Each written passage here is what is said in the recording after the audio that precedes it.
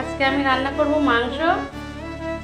মাংসটার মধ্যে আমি দিয়ে দিয়েছি হলুদ, লবণ আর পেঁয়াজ, রসুন, কাঁচা লঙ্কা, পাকা লঙ্কা, সব কিছু আদা দিয়ে আমি কাঁচা সর্ষের তেল দিয়ে আমি ম্যারিনেট করে রেখে দেবো 10 মিনিটের জন্য। হাত দিয়ে মেখে নেব। দেখো মাংসটা আমার ম্যারিনেট করা হয়ে গেছে। এবার আমি 10 মিনিটের জন্য রেখে দেবো।